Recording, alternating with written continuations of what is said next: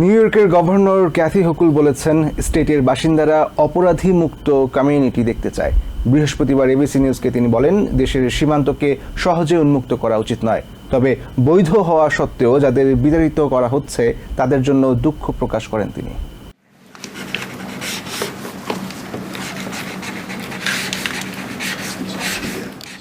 দ্বিতীয় দফায় প্রেসিডেন্ট হিসেবে দায়িত্ব নিয়েই অভিবাসীদের বিরুদ্ধে কঠোর অবস্থানে অনড় ট্রাম্প প্রশাসন। কয়েকদিন আগেই দ্বিপাক্ষিক বৈঠকে ভেনিজুয়েলার অভিবাসীদের দেশে ফিরিয়ে নিতে রাজি করানো হয় দেশটির প্রেসিডেন্ট নিকোলাস মাদুরোকে। তবে অভিবাসী নীতি নিয়ে প্রেসিডেন্ট ডোনাল্ড ট্রাম্পকে সতর্ক করেছেন ফ্লোরিডার ডোরাল সিটি মেয়র ক্রিস্টি ফ্রাগা। বৃহস্পতিবার এবিসি নিউজকে ফ্রাগা জানান, ফ্লোরিডা থেকে গণহারে ভেনেজুয়েলার অভিবাসীদের দেশে ফেরত পাঠালে কমিউনিটির বিভিন্ন ক্ষেত্রে তার নেতিবাচক প্রভাব পড়বে। অপরাধীদের ফেরত পাঠালেও যাদের বৈধ নথি রয়েছে তাদের বিতাড়িত করার সিদ্ধান্তের বিরোধিতা করেন তিনি।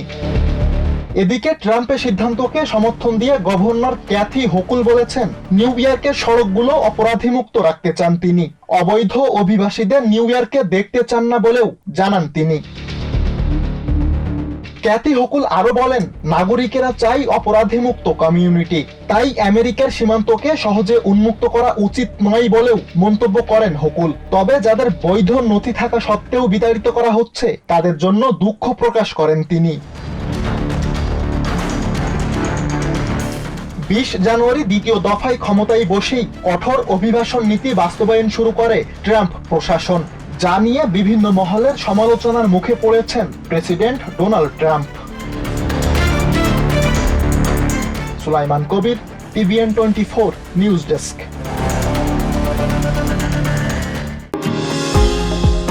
নিউ ইয়র্ক থেকে সম্প্রচারিত টিভিএন 24 টেলিভিশন বিশ্বজুড়ে বাঙালির কণ্ঠস্বর।